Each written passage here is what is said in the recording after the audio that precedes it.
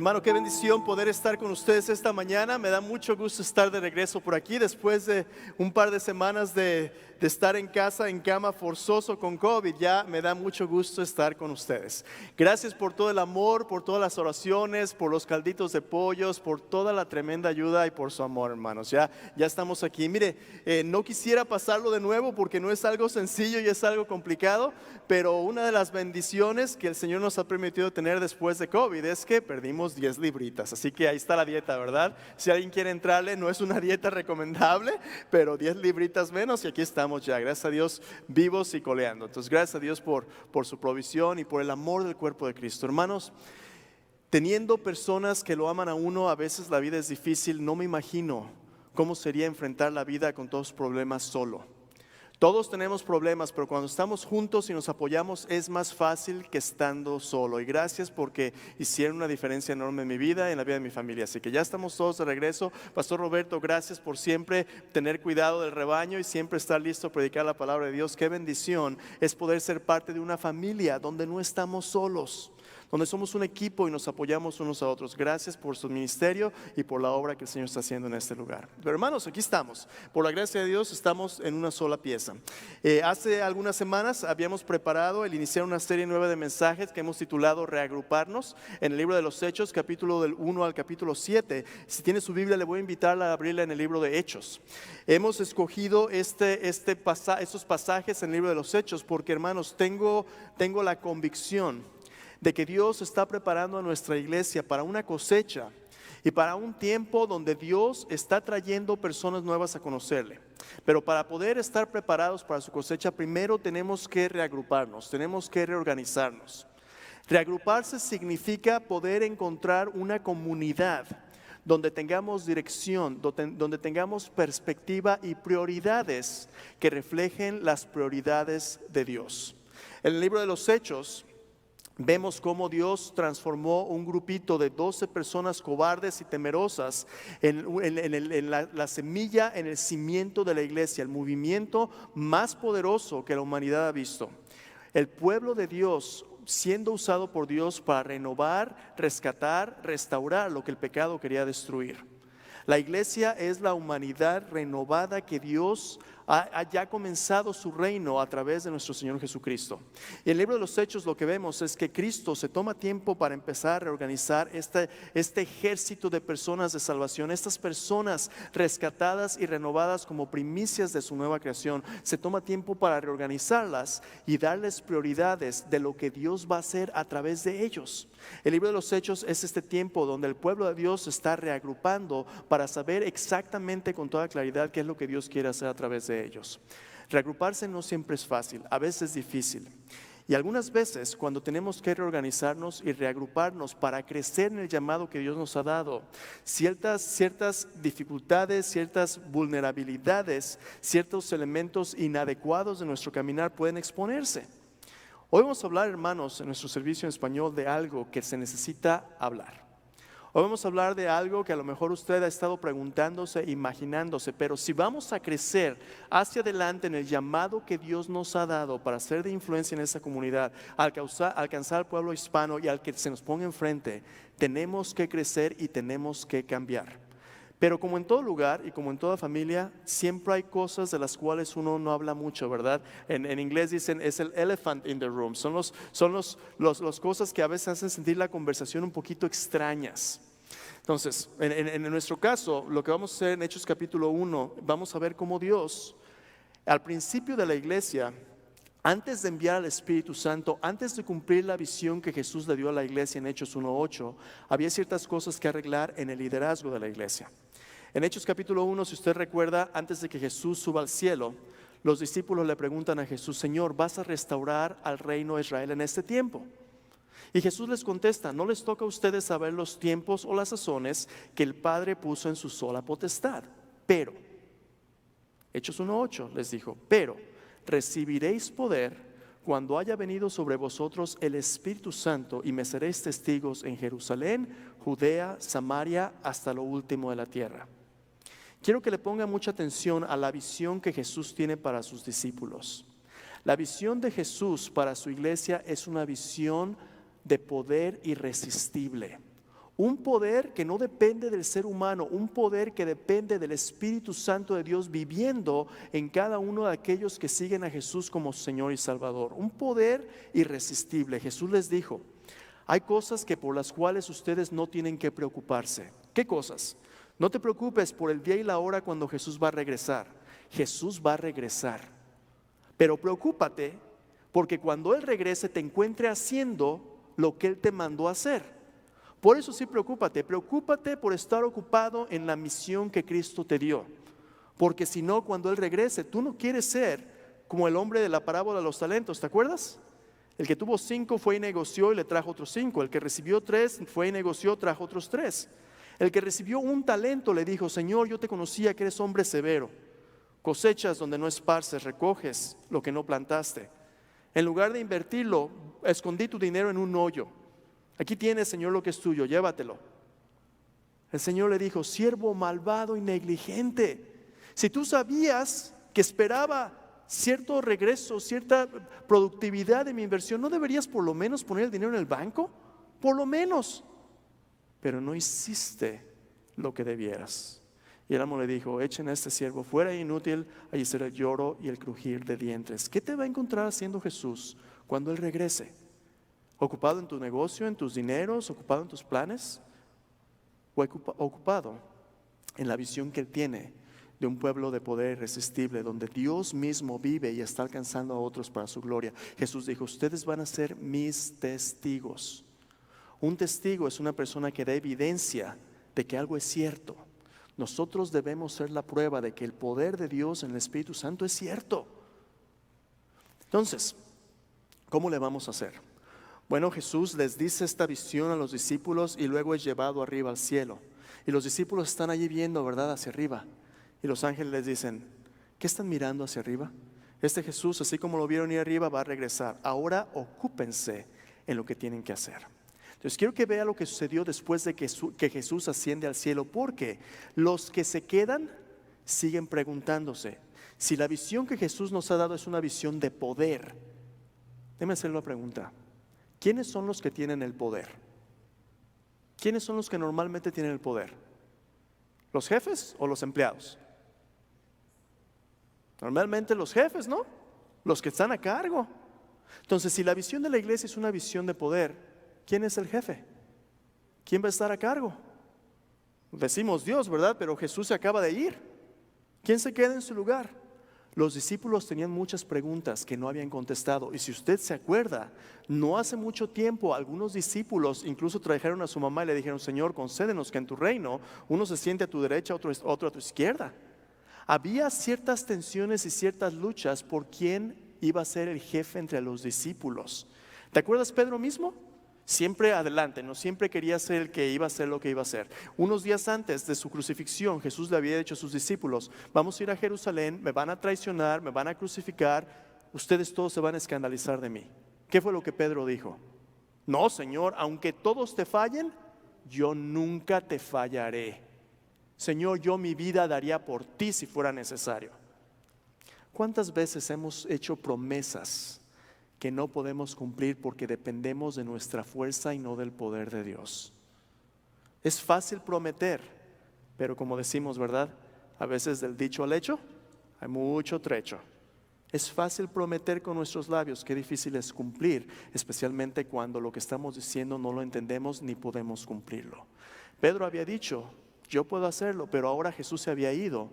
Y Pedro era uno de los que estaban ahí, y se la pongo peor todavía. No solamente Pedro había traicionado a Jesús negándole 3 veces. Uno de los 12 mismos era el que había vendido a Jesús por 30 monedas de plata. Un traidor en medio de esta comunidad. ¿En quién podrá confiar?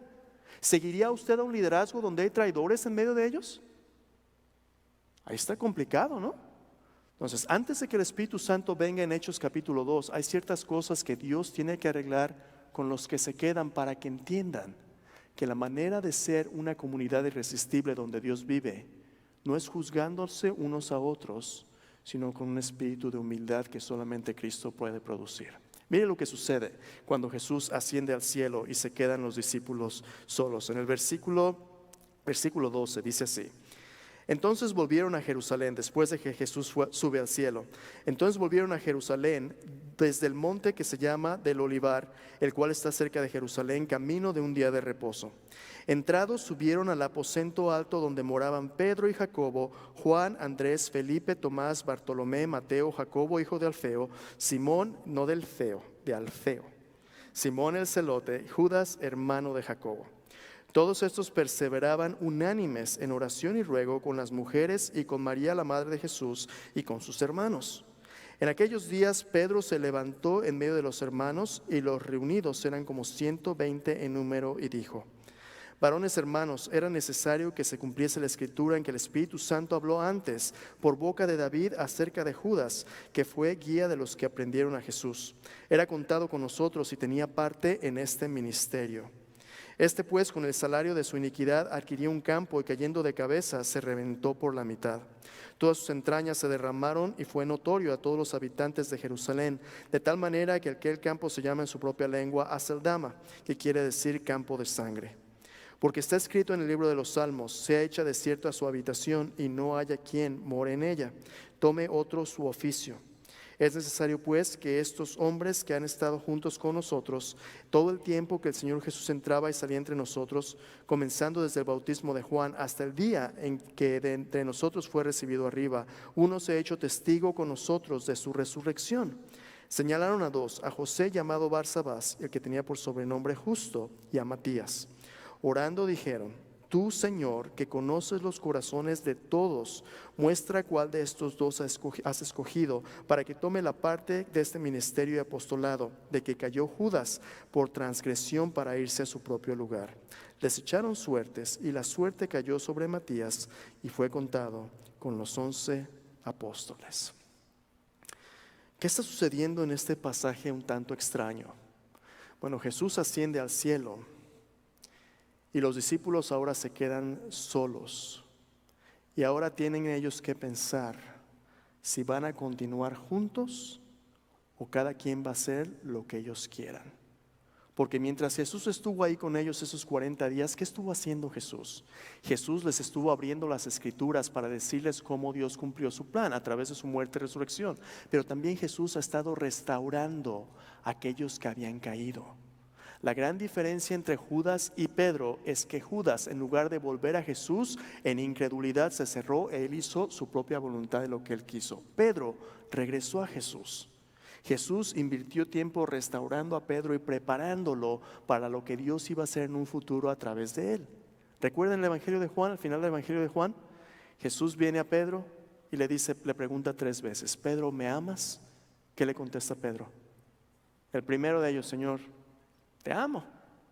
Le pregunto otra vez: ¿me amas más que estos? Señor, tú sabes que te amo. Le pregunto una tercera vez: Pedro, ¿me amas? ¿Cómo cree que se sintió Pedro cuando le pregunta a Jesús 3 veces? ¿Cuántas veces le negó Pedro? 3, ¿verdad? Pedro, estoy seguro, se sentía como un perdedor. ¿Ha traicionado usted alguna vez a alguien? ¿O le ha traicionado a alguien a usted alguna vez? ¿Cómo se siente usted cuando la persona a la que traiciona es una persona a la que usted ama y tiene que dar la cara? Pedro le dijo una tercera vez: Señor, tú lo sabes todo, tú sabes que te amo. El Pedro que vemos en su restauración en el Evangelio de Juan no es el mismo que dijo: Señor, aunque digas lo que digas o digan, yo soy. Pedro es un hombre que aprendió la humildad del quebrantamiento. Hermanos, el liderazgo de la iglesia tenía que ser restaurado antes de que la iglesia naciera, porque si no lo restauraba Dios de una manera correcta, el más grande obstáculo que la iglesia iba a enfrentar como liderazgo era el obstáculo del orgullo. Era el obstáculo de la arrogancia, que no iba a dejar a Jesús que estuviera a cargo con su Espíritu Santo, y que iba a ser de personalidades el centro de la atención de sus vidas. Como cristianos, Dios nos ha llamado a seguir a un rey que lleva una corona, pero esta corona es una corona de espinas. Es una corona donde el sufrimiento no es opcional. Hace 3 semanas había preparado este mensaje para compartir, y qué poquito sabía que me iba a dar COVID. ¿Y qué vamos a hacer en COVID? Bueno, estuvimos platicando como equipo quién va a predicar, quién va a hacer qué. Gracias a Dios tenemos un buen equipo. Hay personas que sirven, hay personas que se ponen las pilas y dicen: yo quiero servir. Pero no todos estamos en la misma página a veces, ¿o sí? Algunas veces nosotros venimos a la iglesia como consumidores. Por ejemplo, los cantos esta mañana. ¿Siempre le gustan a usted todos los cantos? A mí no. A mí hay unas veces que hay cantos que no me gustan, la verdad. Ni la música, ni cómo los cantan, ni el arreglo. Hay otros que me gustan más. Pero ¿sabes qué? Los cantos que cantamos en esta plataforma no son ni para mí ni para ti. ¿Sabes para quién son? Para nuestro Señor Jesucristo. Y siempre y cuando las letras sean sanas, que reflejen lo que la palabra de Dios dice, son cantos en alabanza para Él y Él los recibe. Él los recibe porque el Señor ve el corazón. Pero es que pudieran hacerlo con más excelencia. Sí, pudiéramos hacerlo con más excelencia cuando todos nos pongamos las pilas y hagamos lo que Dios nos ha llamado a hacer. Esta mañana nos falta alguien, ¿verdad? Beto no está aquí. ¿Sabes por qué Beto no está aquí? Beto no está aquí porque su papá falleció esta mañana. Él en Brasil y ellos están aquí. Su papá falleció esta mañana y hace unos meses falleció su mamá de manera inesperada. ¿Y sabes qué es lo que hizo la familia? Mientras ellos llevan su carga y su dolor, unos se quedaron ministrando a la familia, su esposa Erika y su hijo están aquí con nosotros sirviéndonos esta mañana para que pudiéramos cantar alabanzas al Señor como equipo. Hermano, ¿qué es lo que Dios realmente ve? Si nos gusta el estilo o el corazón de aquellos que vienen como sacrificio vivo a darlo todo porque Cristo es el que merece la gloria en sus vidas. ¿Qué es lo que Dios ve?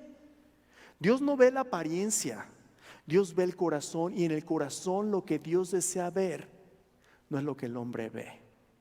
Entonces, ¿qué está pasando en este pasaje? En este pasaje Dios les va a mostrar que lo que Dios está buscando es un cuerpo restaurado y humilde que hace tres cosas que los mantiene unidos. Lo primero de ellos es un cuerpo que ora, es un cuerpo que rinde sus diferencias al Señor en oración.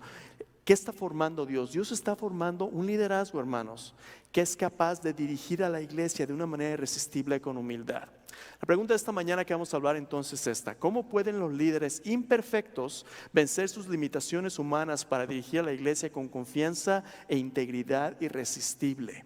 En este pasaje usted ve al apóstol Pedro parándose y dirigiendo a la iglesia, siendo el líder que Dios quería que fuera, pero no es el Pedro que le dijo: Señor, yo voy a hacer lo que sea necesario hasta dar mi vida por ti. Es un líder nuevo y diferente que es humilde ahora y es capaz de cuidar a otros como Cristo quiere. ¿Cómo es que Dios va a levantar líderes de este tipo aquí entre nosotros? Lo va a hacer a través del quebrantamiento y el sufrimiento. Y es de lo que vamos a hablar el día de hoy. Entonces, Dios está levantando líderes de confianza, integridad y irresistibles. ¿Cómo son esos líderes? Los líderes imperfectos, a pesar de que ninguno de nosotros somos perfectos, vencen sus limitaciones para dirigir con confianza, integridad irresistible cuando estos hacen tres cosas. Note lo primero que hizo Pedro ahí en el versículo 12, dice: volvieron a Jerusalén desde el monte que se llama de los Olivos, el cual está en Jerusalén, camino un día de reposo. Entraron, subieron al aposento alto donde moraban los 11, ahí tiene sus nombres, y dice versículo 14, todos estos perseveraban unánimes, ¿en qué? En oración y ruego con las mujeres, con María, la madre de Jesús, y con sus hermanos. Piense por un momento, dice este pasaje que eran como unas 120 personas con las que habla Pedro. En este grupo de personas, en esos primeros discípulos, había diferentes tipos de personas. Estaban los 11, que eran aquellos que eran los más cercanos a Jesús, los apóstoles.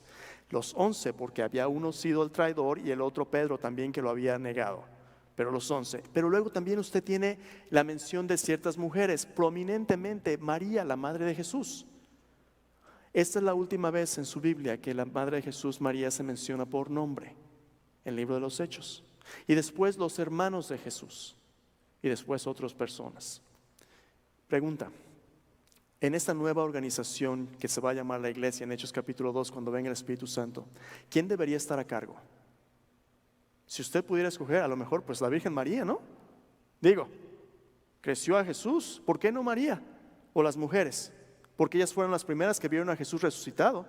Cuando los apóstoles no habían creído que Jesús había resucitado, las mujeres ya lo habían visto, habían creído. ¿Quién tiene más fe?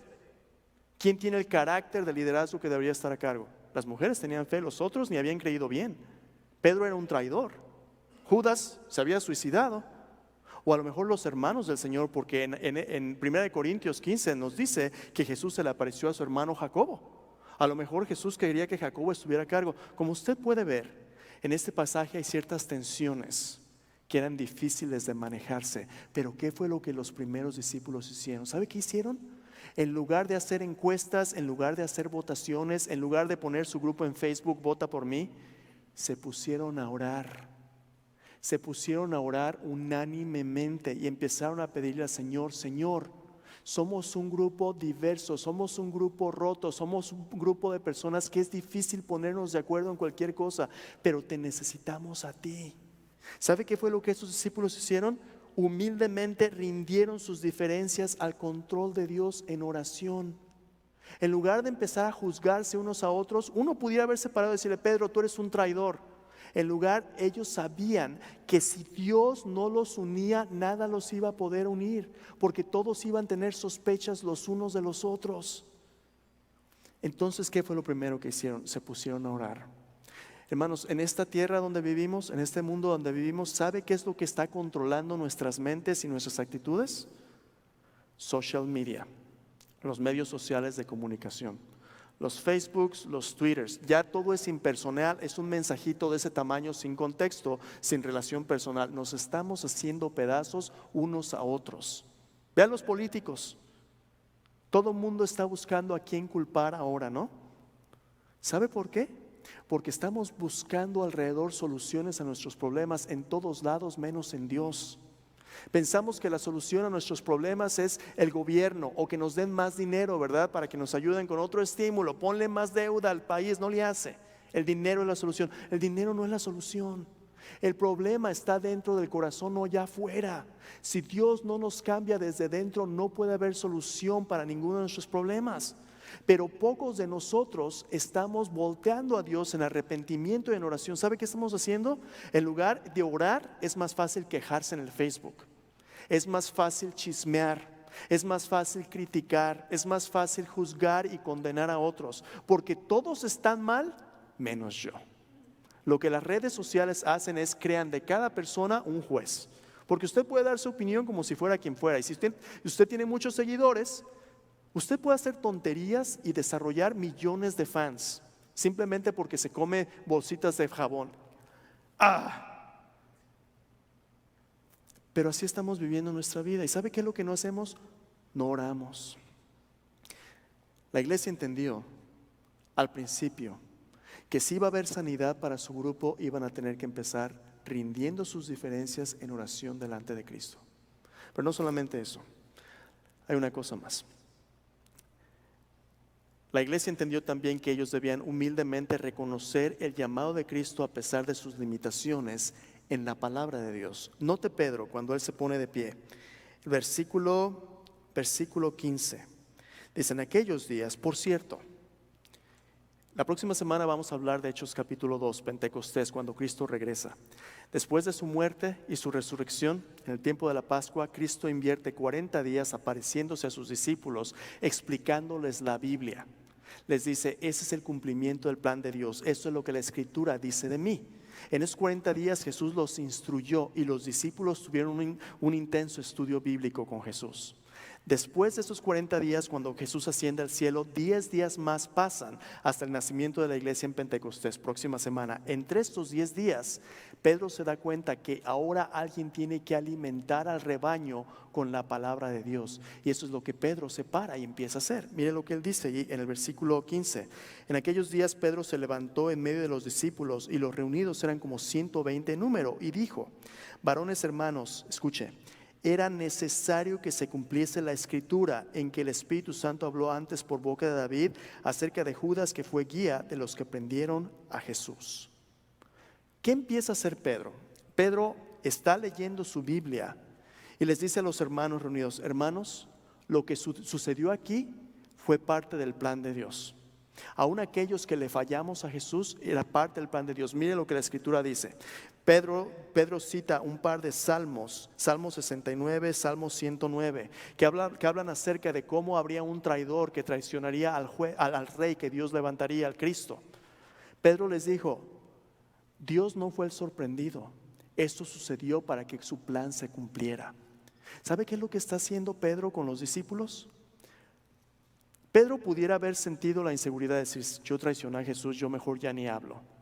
Pero cuando Jesús le restauró, Jesús le dijo a Pedro, Pedro, si tú me amas, aquí está tu nueva misión. Cuida de mi rebaño, alimenta mis ovejas, apacienta mis corderos. Apacentar significa alimentar, cuidar de. La misión de Pedro como un siervo restaurado iba a ser alimentar al rebaño de Dios. ¿Cómo nos alimentamos, hermanos? Con la palabra de Dios. ¿Sabe por qué razón el pueblo de Dios no tiene poder espiritual? Porque no estamos orando y porque no estamos leyendo nuestra Biblia. Porque lo que nos alimenta es media hora a la semana, un pequeño servicio. ¿Usted piensa que viene aquí a recargar sus pilas? Usted no viene aquí a recargar sus pilas. Es imposible que en media hora podamos comer para toda la semana. Usted debe estar alimentándose en su casa a través de su lectura bíblica diaria en oración, para que cuando venga a la iglesia, cuando nos reunamos a adorar al Señor, no nada más vengamos a quitar lo que hay en la mesa, vengamos a traer lo que Dios nos ha dado. Traemos cantos de alabanza, traemos una palabra de ánimo, traemos una palabra de oración por un hermano, traemos la vida de Cristo. El apóstol Pedro había estado leyendo su Biblia y había estado diciendo, hermanos, esto es lo que la Escritura dice, esto es como vamos a navegar las circunstancias hoy. El pueblo de Dios levanta líderes que tienen confianza no en sus capacidades, sino en el cumplimiento de la palabra de Dios. Le quiero decir algo de mi corazón el día de hoy. DFBC es una iglesia que entiende por primera vez en un buen tiempo a lo que Dios nos ha llamado. Somos una iglesia para toda nación y toda generación. Somos una iglesia suficientemente grande para impactar el reino, suficientemente pequeña para ser familia. Somos una iglesia a la que Dios va a usar como un catalizador en un movimiento de iglesias que cumplen la gran comisión. Somos una iglesia que vamos a alcanzar a otros multiplicando discípulos que multiplican discípulos. Eso somos, hermanos. Pero esto no va a funcionar a menos que cada uno de nosotros nos veamos como parte de esa misión. Desde que empezó COVID, tenemos ya un poquito más de un año adorando en este cuarto, ¿verdad? Mira alrededor, por favor. Nuestro servicio en español ha pasado por cambios difíciles, hermanos. Cambios difíciles. Hay personas que hace año y medio estaban aquí, ya no están aquí. Hay personas que están aquí y no estaban aquí hace año y medio, personas nuevas. Estamos en un nuevo cuarto donde hay gente que no conocíamos antes que está sirviendo. Los que antes servían ya no sirven en lo mismo. Tenemos personas que ya no están en el liderazgo que estaban sirviendo. Cuando nos cambiamos aquí por COVID, fue un tiempo difícil. Y algunos de nosotros en nuestro servicio en español teníamos miedo, pensando, ¿por qué nos van a quitar nuestro cuarto? ¿Qué le va a pasar al pastor Roberto? Sigue siendo nuestro pastor. Alguien en una conversación me dijo, es que pastor, usted quiere robarse a la iglesia para quedarse con ella. Pues hermano, ¿qué le robo, verdad? La gente le pertenece al Señor, no a mí. Entonces somos el cuerpo de Cristo, pero por un año hemos estado trabajando en dejar que el Señor muestre quiénes somos. El Señor ha estado creyendo la plataforma del pastor Roberto. Robert, en un momento te voy a invitar a que vengas conmigo porque tenemos que hablar de algo importante tú y yo y como congregación. El Señor ha estado creciendo la plataforma del pastor Roberto. No encontraba ya horas en la semana para hacer todo lo que tenía que hacer. Empezamos a hacer equipo. Y alguien me decía, bueno, es que usted ya quiere predicarlo todo. No, créeme, lo menos que quiero es trabajar más. Quiero hacer lo que Dios me ha llamado a hacer. Pero somos equipo, hermanos. En esta iglesia no hay dos iglesias, en esta iglesia hay una iglesia. Esta iglesia es DFBC en español, en inglés, en japonés, en portugués, en lo que sea. Toda nación y toda generación tiene que tener la bienvenida aquí. Dios no me llamó a pastorear a una iglesia anglo o a una iglesia hispana.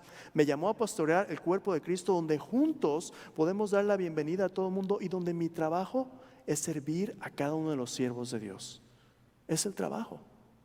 ¿Por qué le estoy diciendo esto? Estoy diciendo esto por lo siguiente. Porque esta visión que Dios nos ha dado es el cumplimiento de lo que Dios dice que la iglesia debe ser. Jesús les dijo, vayan y hagan discípulos a todas las naciones, bautizándolos en el nombre del Padre, del Hijo y del Espíritu Santo, enseñándoles que guarden todo lo que los he mandado. Yo estoy con ustedes todos los días hasta el fin del mundo. Hubo un tiempo donde yo escuché en nuestra congregación en español cosas como esta. Es que ellos son la iglesia en inglés, nosotros la iglesia en español. Eso no es cierto. No hay la iglesia en inglés, no hay la iglesia en español. Hay la iglesia, el cuerpo de Cristo. Y el idioma que hablemos, bienvenido. Tenemos gente como Randall. Randall, I know you speak Spanish, so I'm going to put you on the spot for a second, right? Randall, ni lo conocíamos. Hacemos las cosas culturalmente completamente diferentes, pero nuestro hermano ha estado sirviendo por año y medio, organizando un equipo que puede servirnos aun cuando tienen una muerte en su familia, para que podamos adorar en español sin tener que preocuparnos de cómo lo hacemos para que salga bien. ¿Por qué estoy diciendo esto? Dios en este año, en la palabra y en oración, nos ha estado mostrando que tenemos que ser una iglesia unida en la visión que nos ha dado, no basada en nuestra apariencia o percepción o competencia personal, sino en lo que Dios dice en su palabra. Porque hay una cosa más que Dios quiere hacer. Porque Él estaba diciendo Pedro la palabra de Dios. Pedro estaba preparando para algo. Pedro les dijo: hermanos, lo que Judas hizo, la traición que sucedió, pero sucedió para que se cumpliera el plan de Dios. Ahora, ¿cómo vemos hacia adelante? Hacia adelante es necesario que Dios levante un nuevo liderazgo. Es necesario que Dios levante hombres y mujeres que tienen el corazón para Dios y le van a servir. ¿Y sabes qué fue lo que Pedro dijo? Pedro les dijo a la congregación: oren para que el Espíritu Santo nos muestre un hombre que desde el principio del ministerio de Jesús hasta ahora fue testigo de todo esto y tome el lugar que Judas dejó. ¿Por qué era importante restaurarlo? Porque los apóstoles representaban más que simplemente un grupito cercano a Jesús. Representaban el cimiento de una nueva humanidad restaurada, no bajo el poder del hombre, sino bajo el poder de Dios. ¿Sabe qué es lo que esto simbólicamente estaba haciendo? Esto simbólicamente le estaba dando las riendas del poder a Dios, no quedándoselo a ellos mismos. Estaban diciendo a ellos: Señor, vamos a hacer un cuerpo donde vamos a hacer un escalón para que la gente que tú escojas se pare y pueda hacer su obra como tú quieres. ¿Sabes qué hicieron? Oraron, echaron suertes. Dices tú: ah, caray, ¿cómo que echaron suertes? Esta es la última vez que el pueblo de Dios va a echar suertes para discernir la voluntad de Dios. En el Antiguo Testamento los sacerdotes tenían instrumentos, el Urim y Tumim, que podían echar cierto tipo de suertes para discernir la voluntad de Dios. ¿Sabes por qué? Porque el discernir la voluntad de Dios en el Antiguo Testamento era un acto externo. Dios no vivía en personas. Dios vivía en el templo, en el tabernáculo. Pero en Hechos capítulo 2, en unos cuantos versículos, cuando el Espíritu Santo venga a vivir en personas, nunca más los discípulos van a echar suertes. Proverbios 16:3 dice: la suerte se echa en el regazo. 3 o 33, búscalo. 16:33 o 3. Dice: la suerte se echa en el regazo, pero la decisión es de Jehová. Los discípulos están echando suertes porque están rindiendo el control al Señor. Y están diciendo: Señor, a quien tú quieras escoger es a quien vamos a levantar. Proverbios 16:33. La suerte se echa en el regazo, pero su decisión es la decisión de Jehová. Los discípulos entregan sus diferencias, los discípulos reconocen el llamado de Cristo a pesar de sus limitaciones en su palabra, y por último, humildemente comparten la plataforma de su ministerio con los líderes de la siguiente generación. Ese es el papel de la iglesia. Robert, acompáñame aquí al frente. Quiero que tú y yo hablemos de algo importante. Pastor Roberto y yo hemos estado conversando acerca de cómo crecer hacia adelante. Y yo le he dicho al pastor Roberto: hermanos, hay algo que yo no puedo hacer como su consiervo en esta congregación. Y hoy es tiempo de sacar los trapitos al sol, ¿no? Y los esqueletos fuera y los elefantes en el cuarto. Hace un año, cuando empezamos los cambios, nos vinimos a este cuarto. Había miedo de cuál iba a ser el papel del pastor Roberto. Lo van a despedir, ¿qué es lo que va a suceder? Y parte del miedo era porque alguien que trabajaba aquí dirigiendo la alabanza decidió no continuar haciendo su trabajo aquí. Ahora, para dejarlo claro, Roberto, estuviste conmigo en este día. Yo le rogué a esta persona que se quedara, la decisión fue otra. No nos toca decir quién o qué. Robert estuvo ahí. Con toda integridad, creo que el Señor nos dijo por qué. Y le voy a decir por qué creo que pasaron las cosas como pasaron.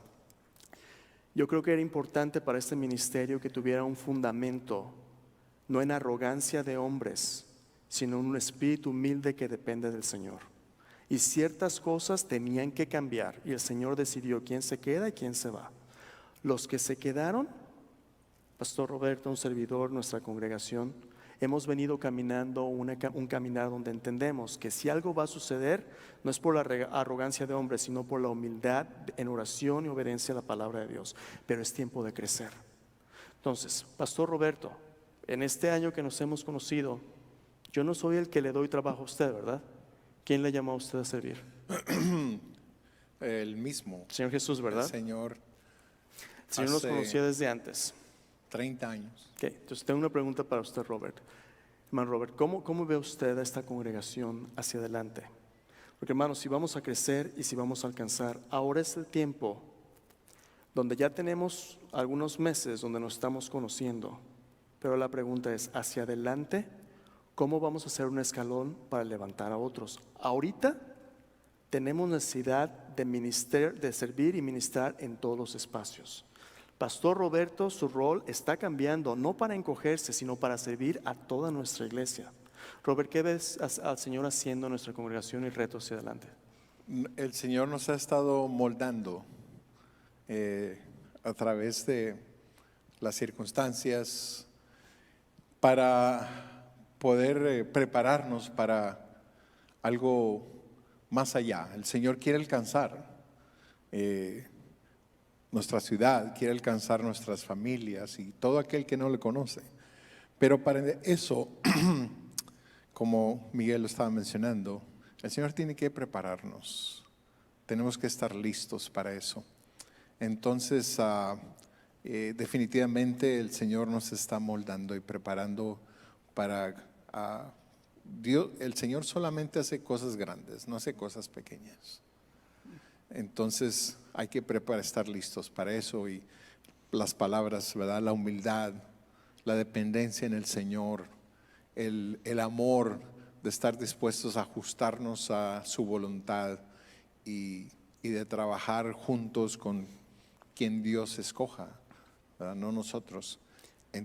Entonces Dios nos ha estado moldando para lo que está sucediendo, ¿verdad? Aquí hay caras nuevas de personas que Dios, ¿verdad? Algunos no están aquí porque han estado estas semanas han estado expuestos y hoy no están aquí. Están cuidándose, están en casa, están viendo y no están aquí. Pero hay un número de personas que el Señor ha estado trayendo.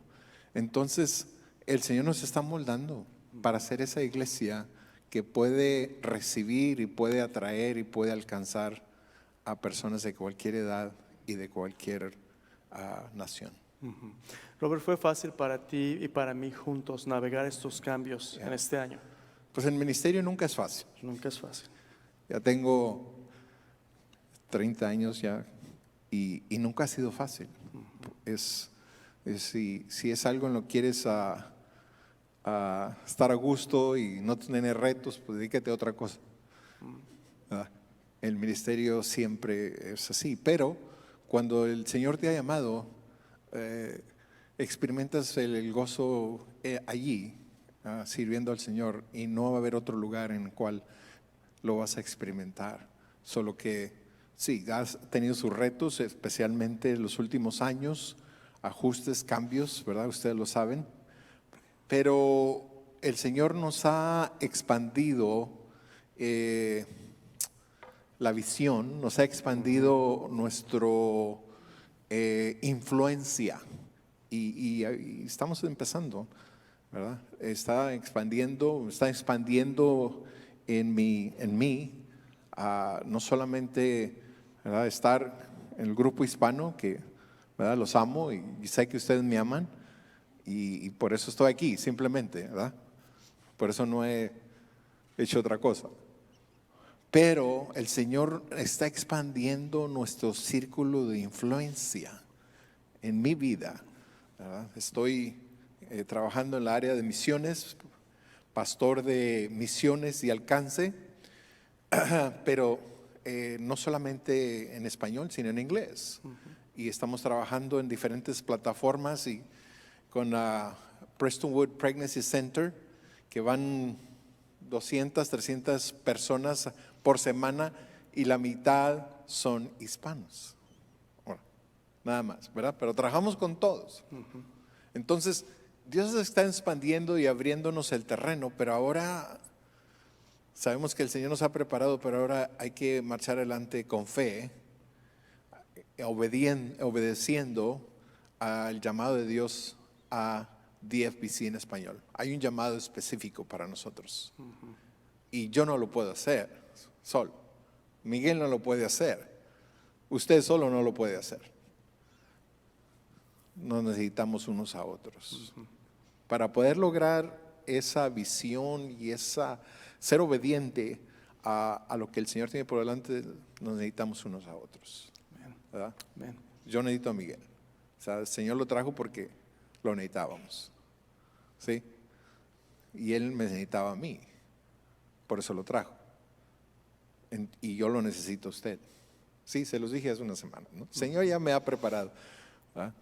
Pero yo no puedo sin usted. ¿Verdad? Es una locura tratar de hacer las cosas uno mismo. Y Dios no comete errores. Él pone las personas a tu alrededor que tú necesitas. Y Él te pone a ti alrededor de alguien que te necesita. Siempre hay días en que me emociono porque veo a Dios levantar un poquito y dejarnos ver lo que Dios está haciendo. Pero hay que marchar con obediencia. Hay que entender que Jesús es la cabeza de la iglesia. Qué bueno que Roberto no es, ¿verdad? Amén. Ni Miguel tampoco. Amén. Gracias, Robert. Hermanos, quería que ustedes escucharan esta conversación porque este año no ha sido fácil para ninguno de nosotros descubrir cómo es que Dios va a usarnos para trabajar juntos. Pero quiero que escuche de mí, de Roberto y de todo nuestro staff y liderazgo de esta iglesia. Nuestro trabajo es hacer la obra de Cristo. Y nuestro trabajo no es que nos guste, sino que a Él le guste. De mi parte, yo quiero que escuche de mí, Pastor Roberto, yo tengo nada sino respeto y aprecio por su ministerio y por lo que Dios ha hecho. Pero ustedes, hermanos, no son los dueños de este pastor. El Señor es. Y el Pastor Roberto no es un pastor mexicano en una iglesia mexicana. El Pastor Roberto es uno de los pastores de DFBC en una congregación en inglés y en español. Somos una iglesia. Y Él es un pastor aquí y en inglés y en el idioma que sea en cualquier parte del cuerpo de Cristo. El pastor Roberto tiene responsabilidades que incluyen a toda la iglesia, pero un servidor también. Entonces ustedes no van a perder a un pastor. Van a ganar a toda una iglesia y van a ganar a todo un staff. Pero aquí es lo que tiene que suceder, hermanos. Esta iglesia no puede tener un ministerio hispano. Esta iglesia tiene que tener una iglesia donde hay gente que son parte de esta iglesia que hablan español y que pueden alcanzar a aquellos que los que no hablan español no pueden. Usted no es el patito feo y usted no es otra iglesia. Usted es una parte esencial y necesaria que Dios le ha dado a esta iglesia para alcanzar a un pueblo que sin usted esta iglesia no puede alcanzar. Yo no puedo ganarme su corazón, solo Cristo puede hacer eso. Pero yo estoy aquí para servir a este staff y servir a esta iglesia hasta que el Señor quiera, para que hagamos lo que Pedro hizo. Unirnos en oración, predicando la palabra de Dios y siendo un escalón para que Dios levante a la siguiente generación. Esa generación ya está aquí y está en nuestras bancas. En los mensajes que vengan, ahora le toca servir a usted. Entonces, ¿por qué le hemos dicho todo esto? En el ministerio hablamos la verdad en amor. Y la verdad es esta, que Dios nos ha llamado a ser su pueblo. Compasión por la oración, compasión por su palabra, compasión por aquellos que Dios va a levantar a través de nuestras vidas y ministerios. ¿Le gustaría ser parte de ello? Amén. Oremos. Padre bendito, gracias por esta mañana que nos has dado. Señor, en tu palabra yo veo un llamado y una invitación a la humildad, Señor, no a la arrogancia. Y Señor, yo te pido que en esta congregación, Señor, tú levantes personas humildes que quieran servirte solo a ti. Señor, esta mañana al estar terminando en el otro servicio, Señor, este joven se me acerca, Andrew. Lo he visto un par de veces. No sabía yo lo que él quería, pero se pone de rodillas, Señor, y amarra la cinta de mi zapato. Y me dice: pastor, aquí estamos para servir. Señor, tú ya estás levantando hombres y mujeres para servir. Ayuda al pastor Roberto, ayúdame a mí, Señor, ayuda al staff de esta iglesia, ayuda a los líderes de este ministerio a hacer un escalón donde otros puedan pararse para hacer tu obra. Señor, queremos ser tus siervos. Señor Jesús, tú eres el único que mereces la gloria, la honra y el honor. Algunas veces nos muestra, Señor, en nuestra debilidad que la fuerza es tuya, Señor. Y si tenemos que ser débiles para que tú puedas ser fuerte en nosotros, Señor, queremos ser lo que tú quieras que seamos. Señor, te entregamos nuestra vida, te entregamos esta congregación y te ruego que en los días que vengan, Señor, podamos ver una cosecha de personas que te aman y quieren servirte, que llaman esta su familia, Señor, donde juntos podemos ser tu pueblo, para tu gloria y para tu honra. Te adoramos, Señor, en el nombre de Jesús. Amén.